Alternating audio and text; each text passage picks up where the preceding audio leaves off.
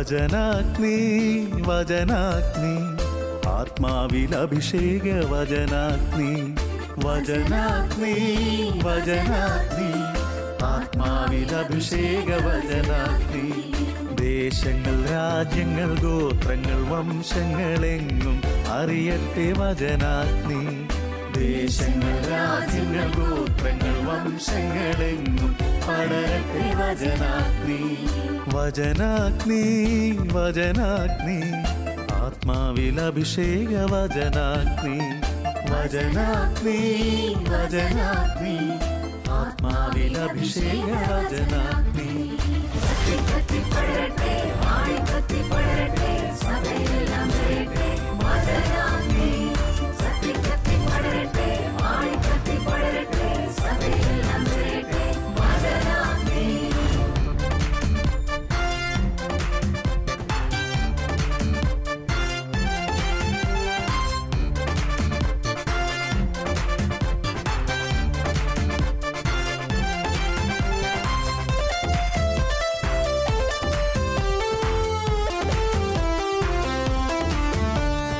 അഗ്നിയയക്കുന്ന തിരുവചനം അത്ഭുതങ്ങൾ ഉളവാക്കും വചനം അഗ്നിയയക്കുന്ന തിരുവചനം അത്ഭുതങ്ങൾ ഉളവാക്കും വചനം വിശ്വാസമേകുന്ന തിരുവചനം മാംസമായി തീർന്നൊരു ദൈവവചനം വിശ്വാസമേകുന്ന തിരുവചനം മാംസമായി തീർന്നൊരു ദൈവവചനം വചനാഗ്നി വചനാഗ്നി ആത്മാവിൽ അഭിഷേക വചനാഗ്നി വചനാഗ്നി വചനാഗ്നി ആത്മാവിൽ അഭിഷേക വചനാഗ്നി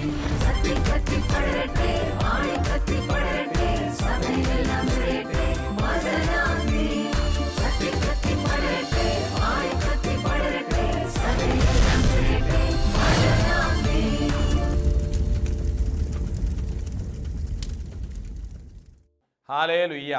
യേശുവേ നന്ദി, യേശുവേ സ്തുതി. ഈശോയിൽ ഏറെ സ്നേഹിക്കപ്പെടുന്ന ശാലോം പ്രേക്ഷകർക്ക് വചനാഗ്നി പ്രോഗ്രാമിലേക്ക് ഈശോയുടെ നാമത്തിൽ ഹൃദ്യമായ സ്വാഗതം. പ്രിയപ്പെട്ട സഹോദരി സഹോദരന്മാരെ, നാം ആയിരിക്കുന്ന ഇടങ്ങളിൽ ഒരു നിമിഷം ശാന്തമായിരുന്ന് കണ്ണുകളടച്ചൊന്ന് പ്രാർത്ഥിക്കാം. പിതാവും പുത്രനും പരിശുദ്ധാത്മാവുമായ ത്രിയേക ദൈവത്തിൻ്റെ സജീവ സാന്നിധ്യം നമ്മുടെ കൂടെ ഉണ്ടെന്നുള്ള വിശ്വാസത്തോടുകൂടി ഈ നിമിഷങ്ങളിൽ വചനത്തിൻ്റെ വലിയൊരു അഭിഷേകം നമ്മുടെ മേൽ, നമ്മുടെ കുടുംബത്തിൻ്റെ മേൽ, തലമുറകളുടെ മേൽ നിറയുന്നതിന് എല്ലാ തിന്മകളുടെ സ്വാധീനങ്ങളും യേശുവിൻ്റെ നാമത്തിൽ നിർവീര്യമാകുന്നതിന് നമുക്കൊന്ന് പ്രാർത്ഥിക്കാം. ഈശോയെ, അങ്ങയുടെ മുമ്പിൽ ഞങ്ങളെ സമർപ്പിച്ച് പ്രാർത്ഥിക്കുന്നു. ഈ മക്കൾക്ക് വേണ്ടി വചനം പങ്കുവയ്ക്കുന്ന എളിയ ദാസനെ, എൻ്റെ അധരങ്ങളെ അവിടെ നിന്ന് വിശുദ്ധീകരിക്കണമേ. ആത്മാവിൻ്റെ അഭിഷേകം കൊണ്ട് നിറയ്ക്കണമേ. വായു തുറക്കുമ്പോൾ വചനം ലഭിക്കാനും സുവിശേഷത്തിൻ്റെ രഹസ്യം ധൈര്യപൂർവ്വം പ്രഘോഷിക്കാനും വേണ്ട കൃപ അവിടെ നിന്ന് വർഷിക്കണമേ. അങ്ങയുടെ വചനം കേൾക്കുന്ന പ്രിയപ്പെട്ട മക്കളിലേക്ക് ഇരുതല വാളിനേക്കാൾ മൂർച്ചയേറിയ വചനത്തിൻ്റെ അത്ഭുത ശക്തി കടന്നു വരട്ടെ. കർത്താവേ, ഇവരുടെ നെടുവീർപ്പുകൾ, വേദനകൾ, കഷ്ടതകൾ, രോഗങ്ങൾ, ഇവരിപ്പോൾ ആയിരിക്കുന്ന ജീവിത സാഹചര്യങ്ങൾ എല്ലാം അങ്ങയുടെ മുമ്പിൽ സമർപ്പിച്ച് പ്രാർത്ഥിക്കുന്നു. വചനത്തിൻ്റെ മുമ്പിൽ ഒരു സൃഷ്ടിയും മറഞ്ഞിരിക്കുന്നില്ല എന്നുള്ള തിരുവചനത്തിൽ വിശ്വസിച്ചുകൊണ്ട് പ്രാർത്ഥിക്കുന്നു. കർത്താവേ, നിൻ്റെ നാമത്തിൽ ഈ മക്കളെ അനുഗ്രഹിച്ച് പ്രാർത്ഥിക്കുന്നു.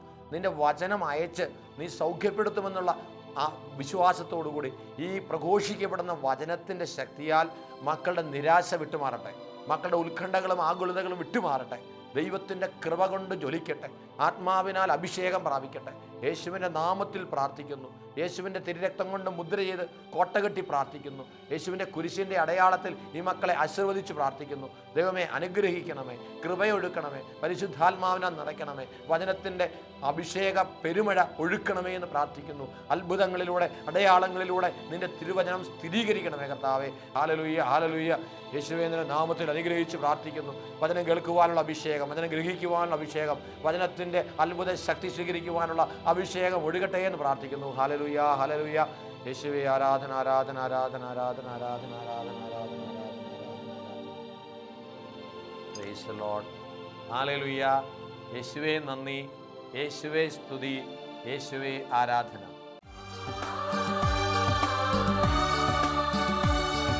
വചനത്തിന്റെ വിത്ത് വിതയ്ക്കാൻ പോകാം, സ്നേഹത്തിന്റെ കതിരുകൾ കൊയ്യാൻ പോകാം. വചനത്തിന്റെ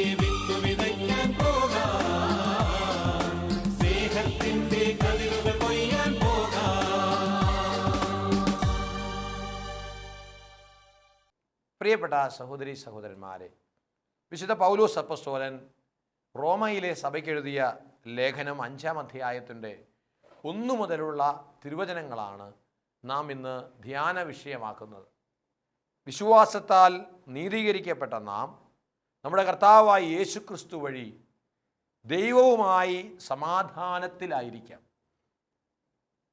നമുക്ക് കൈവന്നിരിക്കുന്ന ഈ കൃപയിലേക്ക് അവൻ മൂലം വിശ്വാസത്താൽ നമുക്ക് പ്രവേശം ലഭിച്ചിരിക്കുന്നു. ദൈവമഹത്വത്തിൽ പങ്കുചേരാമെന്നുള്ള പ്രത്യാശയിൽ നമുക്ക് അഭിമാനിക്കാം. മാത്രമല്ല, നമ്മുടെ കഷ്ടതകളിലും നാം അഭിമാനിക്കുന്നു. എന്തെന്നാൽ കഷ്ടത സഹനശീലവും, സഹനശീലം ആത്മധൈര്യവും, ആത്മധൈര്യം പ്രത്യാശയും ഉളവാക്കുന്നു എന്ന് നാം അറിയുന്നു. പ്രത്യാശ നമ്മെ നിരാശരാക്കുന്നില്ല. കാരണം നമുക്ക് നൽകപ്പെട്ടിരിക്കുന്ന പരിശുദ്ധാത്മാവിലൂടെ ദൈവത്തിൻ്റെ സ്നേഹം നമ്മുടെ ഹൃദയങ്ങളിലേക്ക് ചൊരിയപ്പെട്ടിരിക്കുന്നു. Praise the Lord. ഹല്ലേലൂയ. പ്രിയപ്പെട്ടവരെ, വചനം നമ്മളോട് പറയുകയാണ്, നമ്മുടെ കർത്താവായ യേശു ക്രിസ്തു വഴി ദൈവവുമായി സമാധാനത്തിലായിരിക്കാം. ദൈവവുമായിട്ടുള്ള ഒരു സമാധാന ബന്ധത്തിന് തടസ്സമായിട്ടുള്ള സാഹചര്യത്തെക്കുറിച്ചാണ് ഇന്ന് നമ്മൾ ധ്യാനിക്കുന്നത്. ദൈവവുമായിട്ടുള്ള സമാധാനത്തിൽ മനുഷ്യൻ ജീവിച്ച് അവൻ്റെ ജീവിതത്തിൽ സമാധാനം അനുഭവിക്കേണ്ടതിന് തടസ്സമുണ്ടാക്കുന്ന നമ്മുടെ ജീവിതത്തിലെ ചില സാഹചര്യങ്ങളുണ്ട്. ഈ സാഹചര്യങ്ങളോടുള്ള നമ്മുടെ മനോഭാവമാണ് പലപ്പോഴും ദൈവവുമായിട്ടുള്ള സമാധാനം നഷ്ടപ്പെടുത്തുന്നതിന് കാരണമാകുന്നത്. ദൈവം നമുക്ക് നൽകുന്ന ഏറ്റവും വിലയേറിയ സമ്മാനമാണ് സമാധാനം. ഈശോ പറഞ്ഞു, ഞാൻ നിങ്ങൾക്ക് സമാധാനം തന്നിട്ട് പോകുന്നു. ലോകം തരുന്നത് പോലുള്ള സമാധാനമല്ല, ആരും നിങ്ങളിൽ നിന്ന് ഒരിക്കലും എടുത്തു മാറ്റാത്ത സമാധാനം. Price the Lord. Hallelujah, hallelujah. പ്രിയപ്പെട്ടവരെ, ഈശോ തൻ്റെ ശിഷ്യന്മാരെ പറഞ്ഞയച്ചപ്പോഴും അവരോട് പറഞ്ഞത്, നിങ്ങളൊരു ഭവനത്തിൽ പ്രവേശിക്കുമ്പോൾ ആ ഭവനത്തിന് സമാധാനം ആശംസിക്കണം. സമാധാനത്തിൻ്റെ പുത്രൻ അവിടെ ഉണ്ടെങ്കിൽ നിങ്ങളുടെ സമാധാനം അവരിൽ കുടികൊള്ളും. ഇല്ലെങ്കിൽ നിങ്ങളിലേക്ക് തന്നെ തിരിച്ചു വരും. Price the Lord. നമ്മളിൽ സമാധാനത്തിൻ്റെ സാന്നിധ്യം ഉണ്ടാകണം. നമ്മുടെ കുടുംബങ്ങളിൽ ദൈവവുമായിട്ടുള്ള ഒരു സമാധാനം നമ്മൾ സ്ഥാപിക്കണം. അതിനുള്ള വലിയ അനുഗ്രഹമാണ് നമ്മൾ ഈ വചനത്തിൽ നിന്ന് സ്വന്തമാക്കേണ്ടത്. നമുക്ക് കൈവന്നിരിക്കുന്ന ഈ കൃപയിലേക്ക് അവൻ മൂലം വിശ്വാസത്താൽ നമുക്ക് പ്രവേശിക്കാം. ദൈവമഹത്വത്തിൽ പങ്കുചേരാമെന്നുള്ള പ്രത്യാശയിൽ നമുക്ക് അഭിമാനിക്കാം. അപ്പോൾ ഈ ലോകത്തിലെ ചില സാഹചര്യങ്ങൾ നമ്മുടെ ജീവിതത്തെ ആകപ്പാടെ തകർക്കുന്ന വിധത്തിൽ ആയിരിക്കുന്ന അവസ്ഥയിൽ നിന്ന് നമ്മളെ നിരാശയിലേക്ക് കൊണ്ടുപോകുന്ന വിധത്തിലുള്ള സാഹചര്യങ്ങളൊക്കെ ഉണ്ടായേക്കാം. പക്ഷെ അവിടെ പ്രത്യാശയോടുകൂടി, നമ്മുടെ പ്രത്യാശ എന്താ? ഈശോ മിശിഹായോടുകൂടി ആയിരിക്കുവാനുള്ള പ്രത്യാശ, ഉന്നതത്തിൽ നിന്നുള്ള കാര്യങ്ങളെക്കുറിച്ച് ചിന്തിക്കാനുള്ള പ്രത്യാശ. യേശുവിനോടൊപ്പം ഉയർപ്പിക്കപ്പെടേണ്ടവരാണ് നമ്മൾ. ആ ഉത്ഥാനത്തിൻ്റെ മക്കളെന്ന നിലയിൽ ഉന്നതമായ കാര്യങ്ങളെക്കുറിച്ചുള്ള ചിന്ത കൊണ്ട് നമ്മുടെ ഹൃദയങ്ങളെ നിറച്ച് പ്രത്യാശയിൽ അഭിമാനപൂർവ്വം മുന്നോട്ട് പോവുക. Price the Lord. ഹല്ലേലൂയ. ഈ പ്രത്യാശയുള്ളവർക്കാണ് വിശ്വാസം വഴിയായി ദൈവവുമായിട്ട് സമാധാനത്തിലായിരിക്കുക. അപ്പോൾ ദൈവവുമായിട്ടുള്ള സമാധാനത്തെ നഷ്ടപ്പെടുത്തുന്ന ഒരു വലിയ തിന്മയാണ്, സാത്താൻ ഒരുക്കുന്നൊരു വലിയ കെണിയാണ് നമ്മുടെ ജീവിതത്തിലെ നിരാശ എന്ന് പറയുന്നത്. നിരാശ ഒരിക്കലും ദൈവം അനുവദിക്കുന്നതല്ല, ദൈവത്തിന് ഇണങ്ങുന്നതല്ല, ദൈവം അനുവദിക്കുന്നുമില്ല. നിരാശ നമ്മൾ വരുത്തി വെക്കുന്നതാണ്. നമുക്ക് നമ്മുടെ ജീവിത സാഹചര്യങ്ങളിൽ പ്രത്യാശയുള്ളവരാകാം. കാരണം ഈ പ്രത്യാശ തരുന്നത് ആരാണെന്ന് വചനം പറയുന്നുണ്ട്. നമുക്ക് നൽകപ്പെട്ടിരിക്കുന്ന പരിശുദ്ധാത്മാവിലൂടെ ദൈവത്തിൻ്റെ സ്നേഹം നമ്മുടെ ഹൃദയങ്ങളിലേക്ക് ചൊരിയപ്പെട്ടിരിക്കുന്നു. ദൈവത്തിൻ്റെ സ്നേഹം ഹൃദയങ്ങളിലേക്ക് ചൊരിയപ്പെടുമ്പോൾ ആ സ്നേഹത്തെ അനുഭവിച്ചറിയുന്ന ഒരു ദൈവ പൈതലിന് മാത്രമാണ് പ്രത്യാശയിൽ ദൈവവുമായി സമാധാനത്തിലായിരിക്കാൻ കഴിയുന്നത്. Price the Lord. ഹല്ലേലൂയ. അതുകൊണ്ട് പ്രിയപ്പെട്ട സഹോദരി സഹോദരന്മാരെ, നമുക്കൊരു നിമിഷം ചിന്തിക്കാം, എൻ്റെ ദൈവവുമായിട്ട് എനിക്ക് സമാധാനമുണ്ടോ? ദൈവവുമായിട്ട് സമാധാനമുണ്ടോ? ദൈവവുമായിട്ടുള്ള സമാധാനം നഷ്ടപ്പെടുത്തുന്ന അനുഭവങ്ങൾ ഒന്നിനു പുറകെ ഒന്നായി സാത്താൻ നമ്മുടെ ജീവിതത്തിലേക്ക് കടത്തിക്കൊണ്ട് വരും. അവിടെ നാം ചിന്തിക്കേണ്ട ഒരു യാഥാർത്ഥ്യമുണ്ട്. ഈശോ പറഞ്ഞില്ലേ, യോഹന്നാന്റെ സുവിശേഷം 14-ാം അധ്യായത്തിൻ്റെ 1-ാം തിരുവചനത്തിൽ, നിങ്ങളുടെ ഹൃദയം അസ്വസ്ഥമാകേണ്ട, ദൈവത്തിൽ വിശ്വസിക്കുവിൻ, എന്നിലും വിശ്വസിക്കുവിൻ. എൻ്റെ പിതാവിൻ്റെ ഭവനത്തിൽ അനേകം വാസസ്ഥലങ്ങളുണ്ട്. ഇല്ലായിരുന്നെങ്കിൽ നിങ്ങൾക്ക് സ്ഥലമൊരുക്കാൻ പോകുന്നു എന്ന് ഞാൻ നിങ്ങളോട് പറയുമായിരുന്നു. അപ്പം ഞാൻ പോയി സ്ഥലമൊരുക്കി കഴിയുമ്പോൾ ഞാൻ വീണ്ടും വന്ന് നിങ്ങളെയും കൂട്ടിക്കൊണ്ടു പോകും. ഇപ്പം നിങ്ങളെ കൂട്ടിക്കൊണ്ടു പോകാൻ ഞാൻ വരുമ്പോൾ നിങ്ങൾ എന്നോട് കൂടെ പോരേണ്ടതിന് നിങ്ങളുടെ ഈ ജീവിതത്തിൽ ദൈവവുമായിട്ടൊരു സമാധാന ഉടമ്പടി നിങ്ങൾ സ്ഥാപിക്കണം.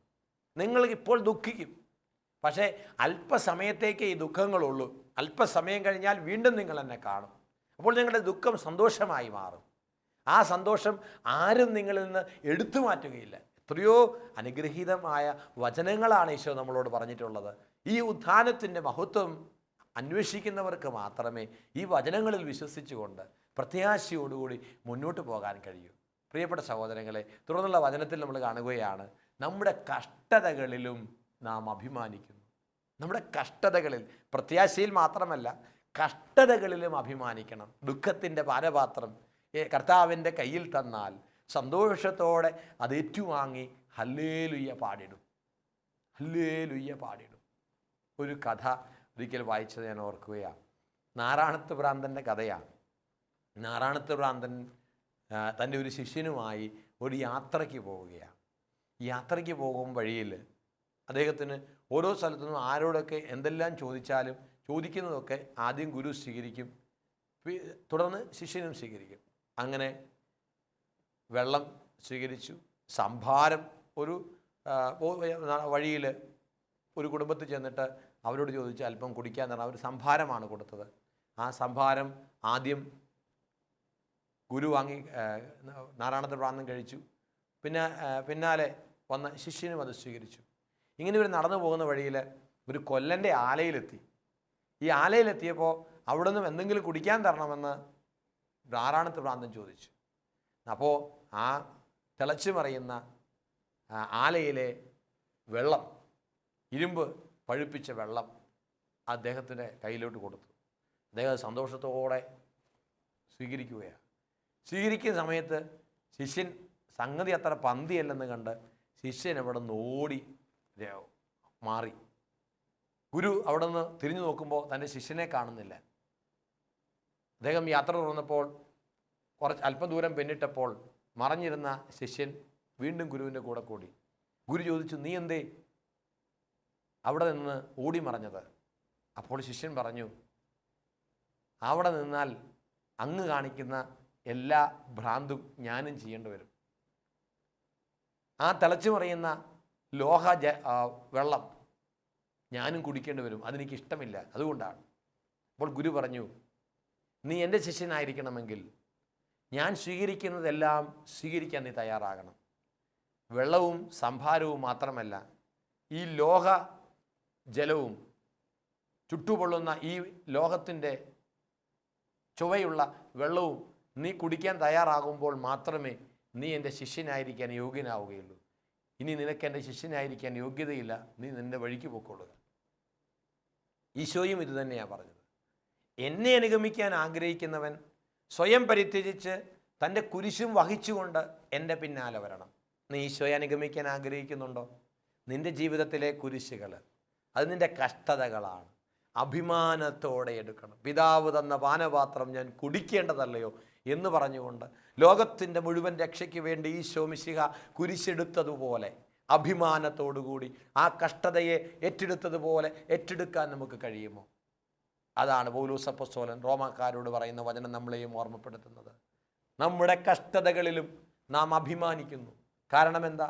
എന്തെന്നാൽ കഷ്ടത സഹനശീലവും, സഹനശീലം ആത്മധൈര്യവും, ആത്മധൈര്യം പ്രത്യാശയും ഉളവാക്കുന്നു എന്ന് നാം അറിയുന്നു. ഇത് വിശ്വാസത്തിൻ്റെ പ്രത്യാശയുടെ വളർച്ചയാണ് പ്രിയപ്പെട്ടവരെ. ഈ വളർച്ചയ്ക്കുള്ള ആദ്യ പാഠമാണ് കഷ്ടത. കഷ്ടത നമ്മുടെ ജീവിതത്തിൽ സഹനശീലമാണ് നമുക്ക് തരുന്നത്.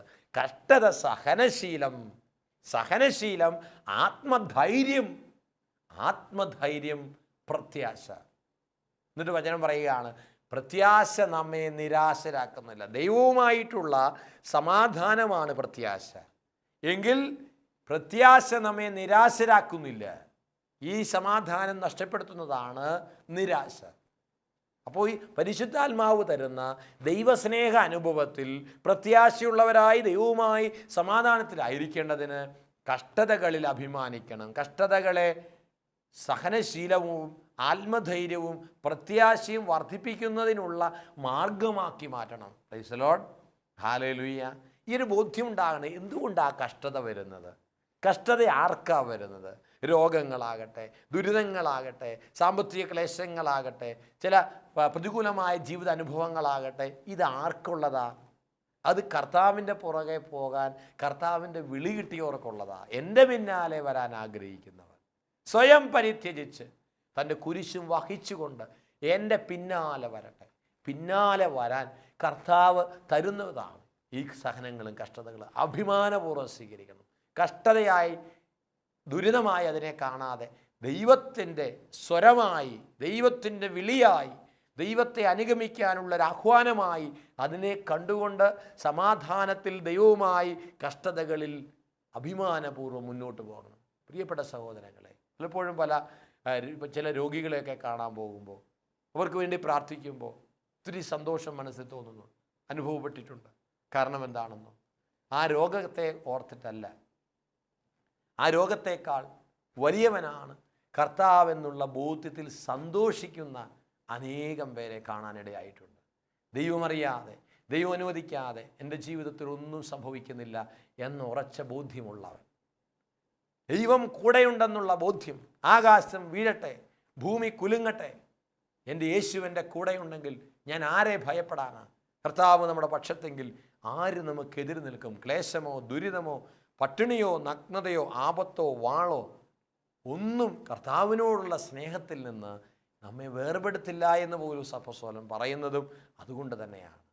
അതുകൊണ്ട് പ്രിയപ്പെട്ടവരെ, നമ്മൾ മനസ്സിലാക്കണം, നമ്മെ സ്നേഹിക്കുന്ന, നമ്മളെക്കുറിച്ച് ശുഭമായ ഭാവിയും പ്രത്യാശയും സ്വപ്നം കാണുന്ന ദൈവം നമുക്ക് അനുവദിച്ചു തരുന്ന ചില കഷ്ടതകളിൽ നിരാശയിലേക്ക് പോകാതെ ആ കഷ്ടതയെ അഭിമാനപൂർവം സഹനശീലവും ആത്മധൈര്യവും പ്രത്യാശയും വർദ്ധിപ്പിക്കാനുള്ള മാർഗമായി സ്വീകരിക്കുമ്പോൾ അത് ദൈവത്തിൻ്റെ മഹത്വത്തിനായി മാറുകയാണ്.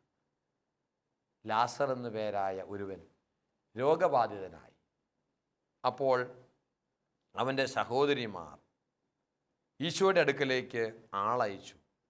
അവർ പറഞ്ഞൊരു കാര്യമുണ്ട്. യോഹന്നാൻ്റെ സുവിശേഷം 11-ാം അധ്യായത്തിൻ്റെ 3-ാമത്തെ തിരുവചനമാണ്. കർത്താവേ, ഇതാ അങ്ങ് സ്നേഹിക്കുന്നവൻ രോഗിയായിരിക്കുന്നു എന്ന് പറയാൻ ആ സഹോദരിമാർ അവൻ്റെ അടുക്കലേക്ക് ആളയച്ചു. അവർക്ക് നിരാശയില്ല. സഹോദരൻ രോഗിയായിരിക്കുന്നു എന്ന വിവരം അറിഞ്ഞപ്പോൾ ഉടനെ യേശുവിൻ്റെ അടുക്കലേക്ക് അറിയിക്കുക, അങ്ങ് സ്നേഹിക്കുന്നവൻ രോഗിയായിരിക്കും. ലാസർ യേശുവിന് സ്നേഹിതനാണ്. സ്നേഹിതൻ രോഗിയായിരിക്കുന്നു, ഈ വിവരമാണ് അറിയിക്കുന്നത്.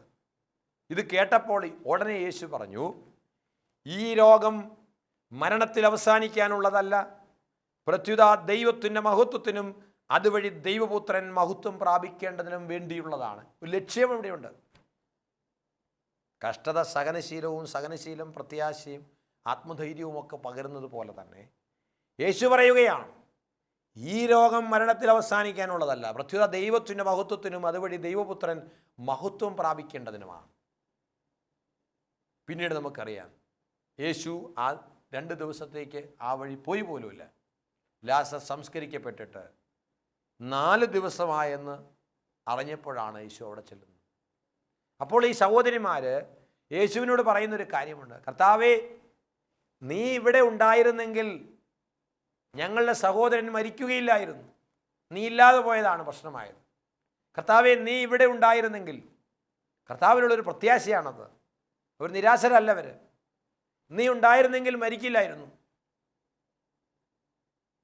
ഉടനെ കർത്താവ് അവരോട് പറഞ്ഞെന്താ? അവൻ തീർച്ചയായും, യേശു പറഞ്ഞു, നിന്റെ സഹോദരൻ ഉയർത്തെഴുന്നേൽക്കും. ഉടനെ മർത്ത പറഞ്ഞു, അന്ത്യദിനത്തിലെ പുനരുത്ഥാനത്തിൽ അവൻ ഉയർത്തെഴുന്നേൽക്കുമെന്ന് എനിക്കറിയാം. ഇതാണ് പ്രിയപ്പെട്ടവരെ, തങ്ങളുടെ സഹോദരൻ മരിച്ചു, 4 ദിവസമായി സംസ്കരിക്കപ്പെട്ടിട്ട്. ഗുരുവിനോട് പറഞ്ഞു, നീ ഇവിടെ ഉണ്ടായിരുന്നെങ്കിൽ മരിക്കില്ലായിരുന്നു. പക്ഷെ സാരയില്ല, അവൻ ഉയർത്തെഴുന്നേൽക്കുമെന്ന് ഗുരു പറഞ്ഞപ്പോൾ പറയുകയാണ്, അന്ത്യദിനത്തിലെ പുനരുത്ഥാനത്തിൽ അവൻ ഉയർത്തെഴുന്നേൽക്കുമെന്നുള്ള പ്രത്യാശ എനിക്കുണ്ട്. അതുകൊണ്ട് ഈ മരണത്തിൽ ഞാൻ ദുഃഖിതയല്ല. Price the Lord. പ്രിയപ്പെട്ടവരെ, ഉടനെ യേശു പറയുകയാണ്, ഞാനാണ് പുനരുത്ഥാനവും ജീവനും. എന്നിൽ വിശ്വസിക്കുന്നവൻ മരിച്ചാലും ജീവിക്കും. അങ്ങനെ ജീവിക്കുകയും എന്നിൽ വിശ്വസിക്കുകയും ചെയ്യുന്നവൻ ഒരിക്കലും മരിക്കുകയില്ല. ഇത് നീ വിശ്വസിക്കുന്നുവോ? ഉവ്വ കർത്താവേ, നീ ലോകത്തിലേക്ക് വരാനിരുന്ന ദൈവപുത്രനായ ക്രിസ്തുവാണെന്ന് ഞാൻ വിശ്വസിക്കുന്നു. ഇതാണ് ഒരു വിശ്വാസിയുടെ വിശ്വാസ പ്രഘോഷണം. യേശു ദൈവപുത്രനാണെന്ന്, യേശു സർവശക്തനാണെന്ന്, യേശുവിന് രോഗത്തെക്കാളും മരണത്തെക്കാളും ശക്തിയുണ്ട് എന്ന്. ഈ ലോകത്തിലൊരു മനുഷ്യന് അനുഭവപ്പെടാവുന്ന ഏറ്റവും വലിയ കഷ്ടതയാണ് മരണം, അല്ലെങ്കിൽ പ്രിയപ്പെട്ടവരുടെ വേർപാടുകൾ. അതിനപ്പുറത്തേക്ക് ശക്തിയുള്ള ഒരു ദൈവം എൻ്റെ കൂടെയുണ്ടെന്നുള്ള ബോധ്യം, ആ ദൈവത്തിൻ്റെ കരം പിടിച്ചാണ് ഞാൻ മുന്നോട്ട് പോകുന്നതെന്നുള്ള സത്യം മനസ്സിലാക്കാനുള്ള വിശ്വാസം, ഇത് നഷ്ടപ്പെടാതിരുന്നാൽ മതി. 4 കുഞ്ഞുങ്ങളെ അനാഥരാക്കിക്കൊണ്ട് തങ്ങളുടെ കുടുംബത്തിൻ്റെ അത്താണിയായിരുന്ന അപ്പൻ പെട്ടെന്നൊരു ഹാർട്ട് അറ്റാക്കിൽ മരിച്ച അതിൻ്റെ ആഘാതത്തിൽ സങ്കടപ്പെട്ടിരുന്നൊരു കുടുംബം ദൈവത്തിൻ്റെ വചനം കേട്ട് ദൈവത്തിൽ വിശ്വസിച്ച് ധ്യാനാനുഭവത്തിലേക്ക് കടന്നു വന്നതിന് ശേഷം അവർ പറഞ്ഞ കാര്യം ഞാൻ ഓർക്കുകയാണ്. പപ്പ ഞങ്ങളുടെ ഈശോയുടെ മടിയിലിരിക്കുമ്പോൾ ഞങ്ങൾക്കിനി എന്തിനാ കുറവുള്ളത്? എൻ്റെ ദൈവം തന്നെ മഹത്വത്തിൻ്റെ സമ്പന്നതയിൽ നിന്ന് കർത്താവായി യേശുക്രിസ്തു വഴി നിങ്ങൾക്ക് ആവശ്യമുള്ളതെല്ലാം നൽകുമെന്ന് വചനം പറയുന്നുണ്ടെങ്കിൽ ആ യേശുക്രിസ്തുവിൻ്റെ മടിയിൽ നിന്ന് പപ്പ ഞങ്ങൾക്ക് വേണ്ടതെല്ലാം വാരി വിതറി തരും എന്ന വിശ്വാസം ഇപ്പോൾ ഞങ്ങൾക്കുണ്ട്. പ്രിയപ്പെട്ട സഹോദരങ്ങൾ, ദൈവവുമായിട്ടുള്ളൊരു സമാധാനത്തിലേക്ക് നമുക്ക് കടന്നു വരാം. അതിന് തടസ്സമായി വിട്ടിട്ടുള്ള ചില ജീവിതാനുഭവങ്ങൾ അതിനോടൊന്ന് പൊരുത്തപ്പെടാം. അതിൽ ദൈവത്തിൻ്റെ പദ്ധതി എന്തെന്ന് കണ്ടെത്താം. ദൈവമേ, അങ്ങയുടെ ഹിതം നിറവേറണമേ എന്ന് പ്രാർത്ഥിക്കാം. കഷ്ടതകളിൽ നിരാശയിലേക്ക് പോകാതെ അഭിമാനത്തോടുകൂടി നമുക്ക് മുന്നോട്ട് നീങ്ങാം. പ്രത്യാശയുള്ളവരായി മാറാം. ഉദ്ധാനത്തിലുള്ള പ്രത്യാശ, നിത്യജീവനുള്ള പ്രത്യാശ, സകലതും ദൈവം നന്മയ്ക്കായിട്ട് മാറ്റുമെന്നുള്ള പ്രത്യാശ, ഈ പ്രത്യാശ നമ്മെ മുന്നോട്ട് നയിക്കട്ടെ. അതിനായി ദൈവത്തിന് മുമ്പിൽ നമ്മുടെ കഷ്ടതകളെ സമർപ്പിച്ചുകൊണ്ട്, പ്രതികൂലതകളെ, കുരിശുകളെ, വേദനകളെ സമർപ്പിച്ചുകൊണ്ട് നമുക്ക് പ്രാർത്ഥിക്കാം.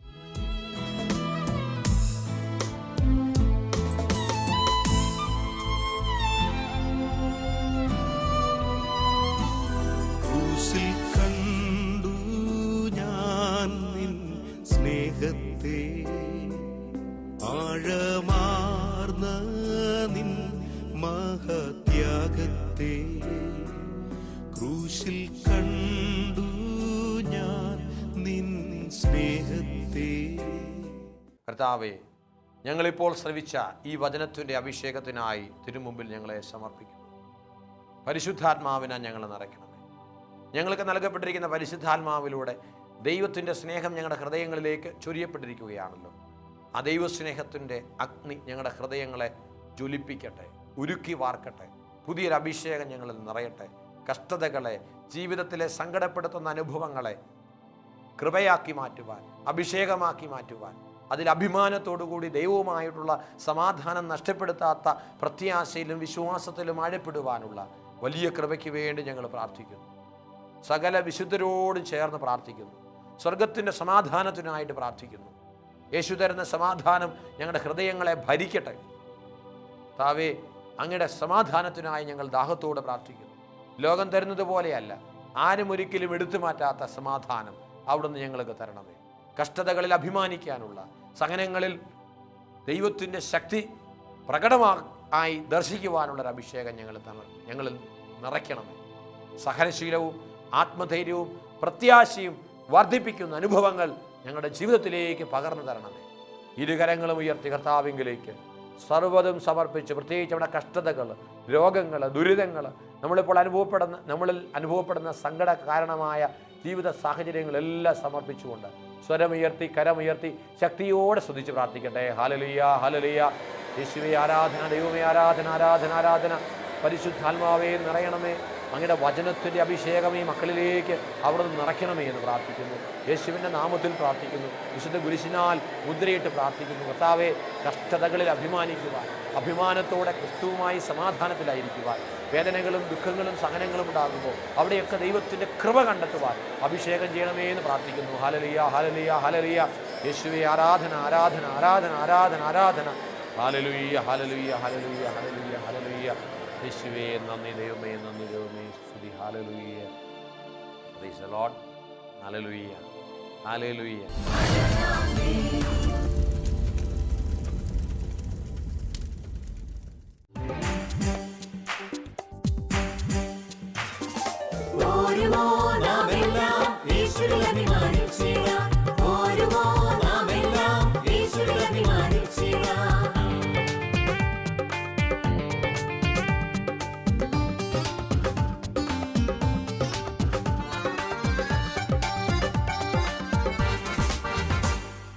നമ്മുടെ നാഥൻ ഒലിവുമലയിൽ അന്ന് നൽകിയ മിഷൻ